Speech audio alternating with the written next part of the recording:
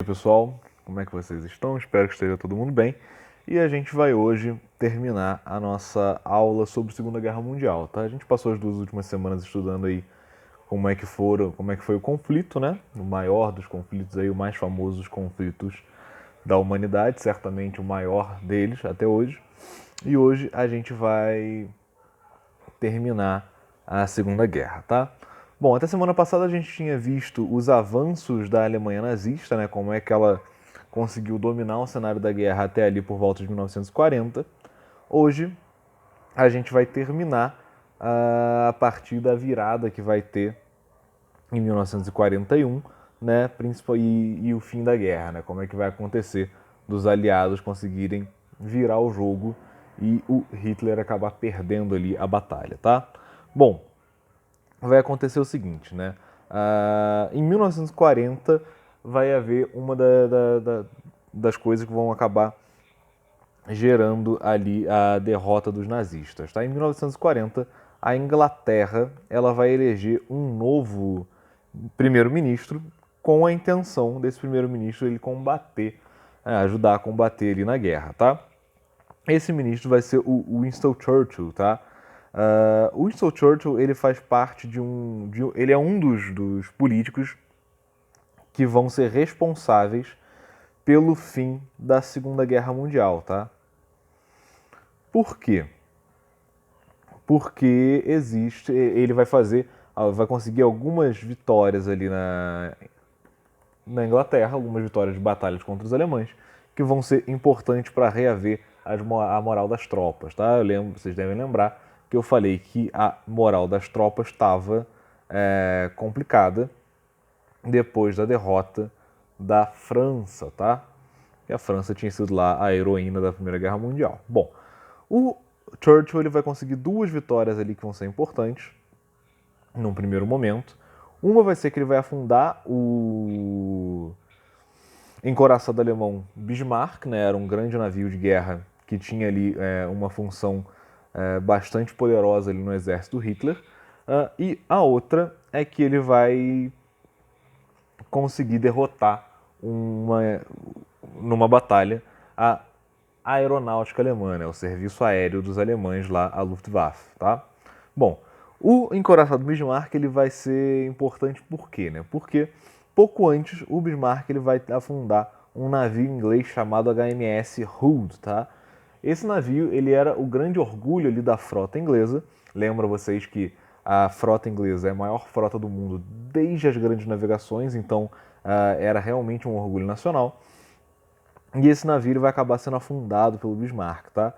Graças ali ao comando estratégico, a marinha inglesa, depois disso vai conseguir afundar o Bismarck, recuperando ali o seu orgulho e fazendo uma espécie de vingança, porque ele tinha destruído esse navio que era muito importante para os ingleses, tá? Isso vai ajudar a reaver um pouco da moral das tropas e depois vai haver a Batalha da Grã-Bretanha, tá? A Batalha da Grã-Bretanha ela foi a primeira batalha completamente aérea da história, tá? Foram 2 forças aéreas se enfrentando, a Luftwaffe da Alemanha contra a RAF inglesa, tá? A batalha vai durar de julho de 1940 até junho de 1941. Alguns historiadores vão discordar aí, tá? Porque alguns vão dizer que na verdade foram 2 batalhas, outros vão dizer que é uma batalha só que se estende nesse tempo todo, com 2 períodos ali de maior belicosidade, tá? Eu fico aí com os segundos, é até mais fácil também para vocês poderem estudar aí, né? Então, a batalha da Grã-Bretanha, que vai de 1940 até 1941, né? De julho de 1940 até junho de 1941, vai ser uma batalha entre essas 2 forças aéreas e a Inglaterra vai acabar derrotando os alemães, tá? Além disso, é importante perceber o seguinte: o Churchill é importante na Inglaterra porque ele vai ser um líder militar, um líder político ali militar para a época, muito forte, tá? Muito denso, e isso vai ser importante para fazer com que as tropas mantenham ali os seus compromissos, tá? Isso sempre é importante quando a gente está falando de guerra, tá? Eu já falei isso com vocês. Ter um líder, ter ali a moral das tropas segura é sempre muito importante para poder fazer a guerra acontecer, tá? Bom, depois disso, a Alemanha ela vai ter alguns problemas aqui, tá? Que vão acabar resultando na derrota dela. O primeiro, né, ou talvez o maior dos problemas, vai ser o seguinte, né? O Hitler, apesar aqui da derrota para a RAF inglesa, ele vai ter, desde o início da guerra até esse momento, uma sequência de vitórias muito grandes, tá? Ele vai ser praticamente imparável em toda a Europa.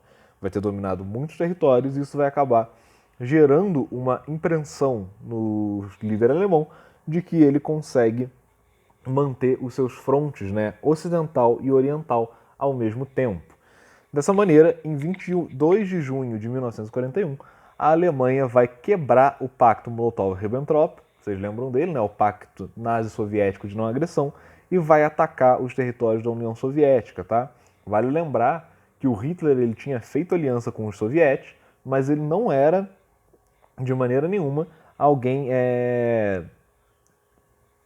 próximo a eles no espectro político, tá? O Hitler, ele inclusive, uma das coisas que fez ele conseguir se eleger foi justamente o discurso anticomunista, tá? Assim como outros líderes fascistas da Europa, ele tinha ali esse aspecto bem forte dentro da sua política, tá bom? Então, o Hitler ele vai romper o Tratado de Não Agressão, vai atacar a União Soviética e vai começar, então, uma guerra com o fronte oriental, tá? Com a União Soviética, bom?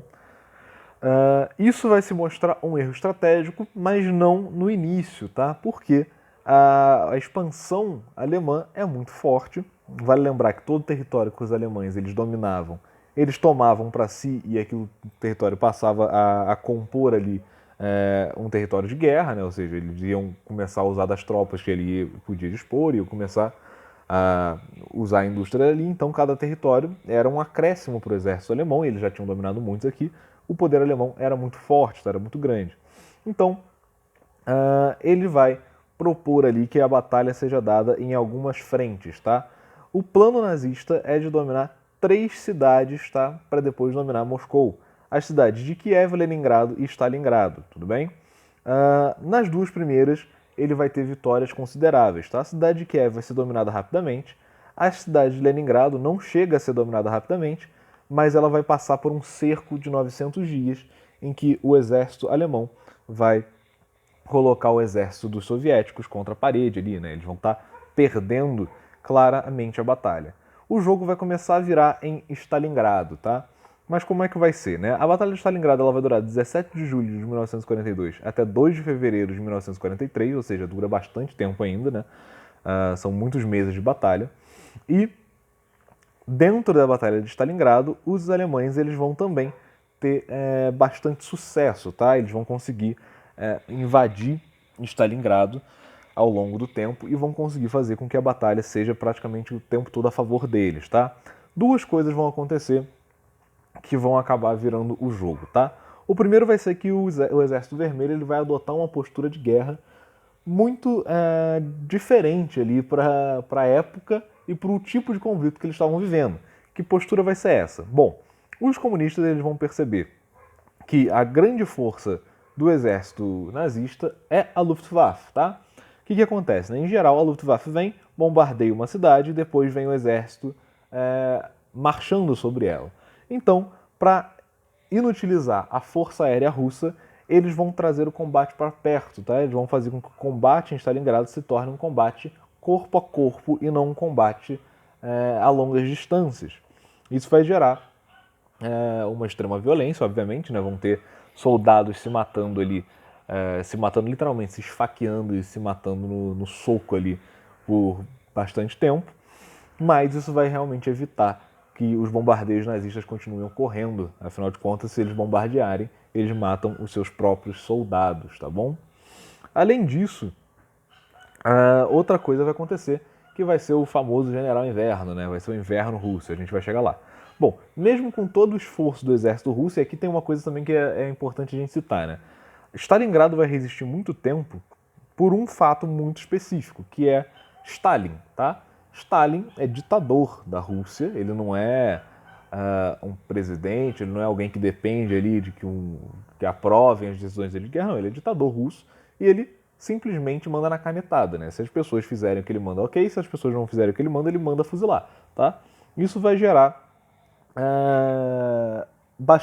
isso vai impulsionar bastante das resistências dos russos, porque nas várias vezes em que talvez fosse melhor, ou eles pensassem que poderia ser melhor, saírem de Stalingrado, recuar um pouco, o Stalin vai mandar não, vai dizer que não, e vai mandar que eles fiquem ali. E ele vai mandar tropas para lá durante todo o tempo da batalha, para forçar que a cidade seja mantida. O Stalin sabia que se Stalingrado e Leningrado e Kiev caísse, rapidamente Moscou ia cair também, porque iam ter centros de poder alemão muito fortes ali da capital russa, tá? Bom, Stalingrado ele vai ter uma importância, inclusive, na Batalha de Leningrado, que é o seguinte: quando Stalingrado não cai rapidamente, as tropas que estavam ali no cerco de Leningrado gradualmente vão ter que se locomover para ajudar nessa batalha aqui, tá? É por isso que Leningrado não cai, por isso que ele vai ficar em 900 dias em cerco, mas não vai cair propriamente, tá?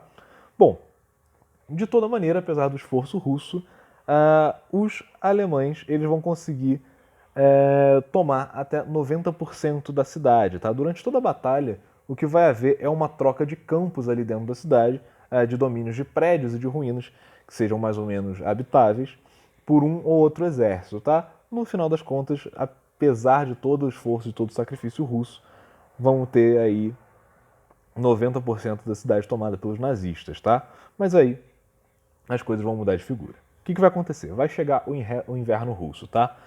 O inverno russo não teria sido um problema se os planos do Hitler tivessem sido seguidos todos como ele queria para a invasão russa, tá? Mas algumas coisas atrasaram os planos russos, tá? A primeira coisa que vai atrasar o plano das invasões da Rússia são as batalhas que vão acontecer na Grécia, tá? O que acontece, né? O Hitler ele vai estar aliado ao Mussolini, às tropas italianas. O Mussolini ele vai começar a combater na Grécia e vai obrigar o Hitler a enviar algumas tropas para a Grécia para ajudar ali nos conflitos que estão acontecendo ali. Bom, isso vai gerar um prejuízo de tempo, tá? O Hitler não tinha esse plano antes, ele queria atacar primeiro a União Soviética para pegar os países bálticos, tá? Mas vai gerar ali um problema com o tempo.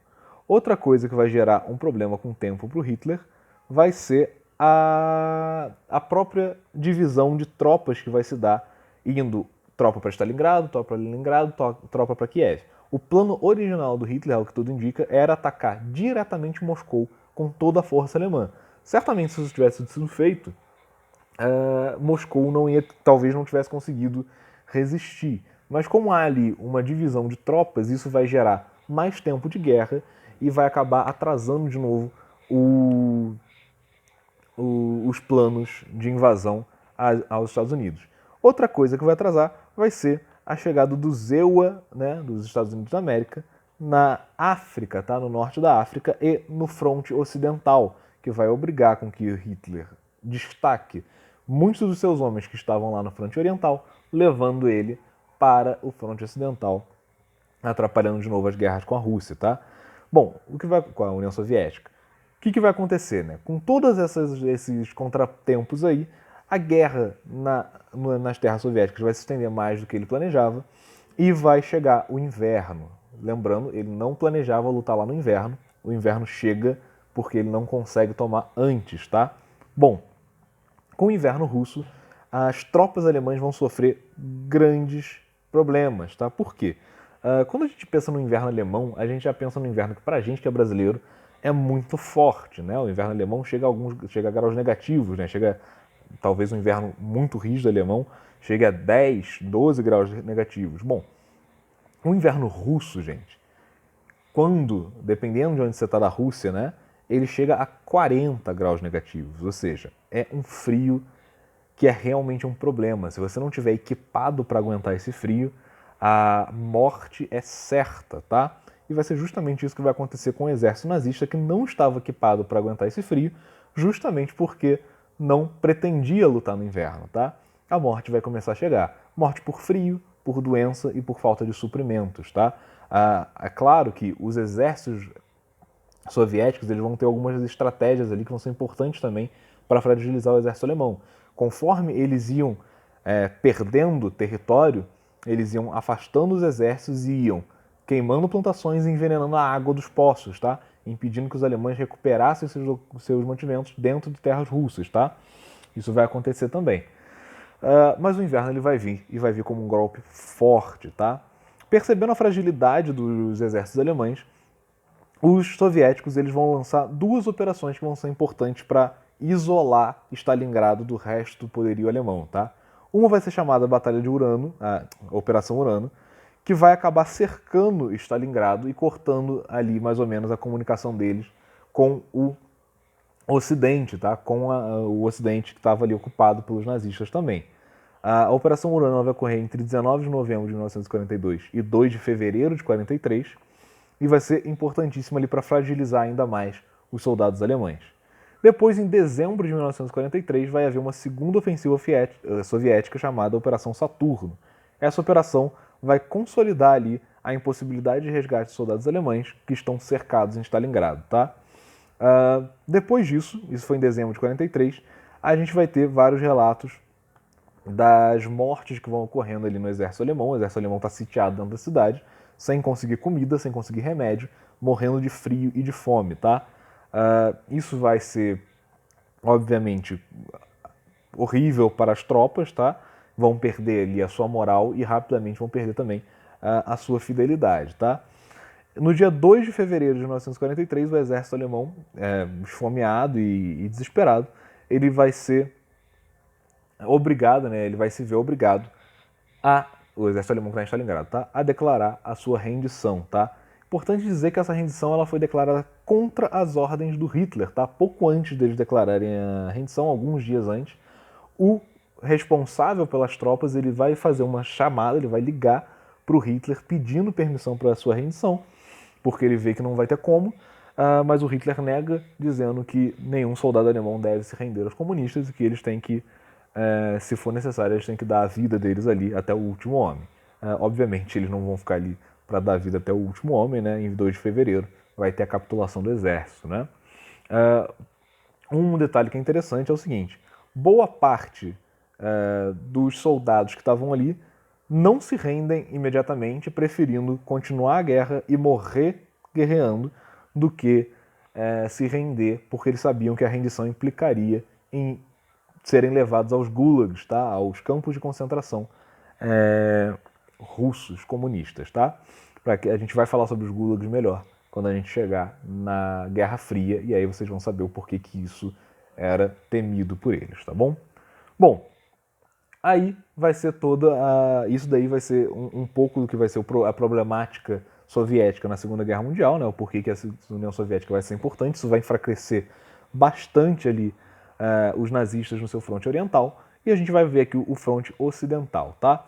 Em 6 de junho de 1944 vai ocorrer o dia D, tá? O que foi o dia D? O dia D é um código, tá? Um nome genérico para um código de guerra, que foi usado em algumas outras batalhas, inclusive antes das guerras, tá? Das grandes guerras mundiais. É alguma coisa como o dia decisivo, tá? O dia da decisão. O dia D nada mais é do que um dia em que, em alguma batalha, em alguma guerra, um exército ele faz uma estratégia que vai ser decisiva para o curso da guerra, tá? O dia D da Segunda Guerra Mundial foi a invasão à Normandia, tá? Esse dia ele tem alguns codinomes ali que são espalhados. O que a gente precisa saber que são mais importantes são dois, tá? Todo o processo da invasão da Normandia é chamado de Operação Overlord, tá? E o desembarque nas praias é chamado de Operação Netuno, tá? Esses são os dois codinomes mais importantes ali do dia D. O que foi o dia D? Ele foi uma estratégia militar, onde, coordenada principalmente pela Inglaterra e pelos Estados Unidos da América, em que as tropas aliadas vão fazer um aporte em massa nas praias da França, tá? Nas praias da região da Normandia, buscando recuperar o território francês, tá? Existem alguns filmes que retratam isso, tá? Se eu não me engano, os filmes eles sempre se passam na Batalha de Omaha Beach, porque Omaha Beach foi a mais violenta de todas, e obviamente para o filme ser melhor, mas não necessariamente essa foi a única invasão, tá? Existiram várias invasões simultâneas ali no dia D. Ele vai ser extremamente bem sucedido, tanto que em 6 de junho eles vão começar a invasão da Normandia, em 25 de agosto, ou seja, pouco mais de um mês depois, o exército aliado vai conseguir fazer a libertação de Paris, tá? Vai tomar Paris de volta. Isso não vai botar fim imediatamente na França de Vichy, né? Mas vai, com certeza, ser um grande divisor de águas, porque nesse momento a maior parte de Paris está nas mãos dos aliados de novo e está ali sob o governo das tropas da França Livre, né? Bom, graças a essa operação, inclusive essa operação, ela talvez seja uma resposta a um pedido do Stalin, né, que pede para que os aliados façam alguma coisa para aliviar o fronte oriental, para trazer soldados para o fronte ocidental, porque lá ele estava tentando segurar, mas estava difícil.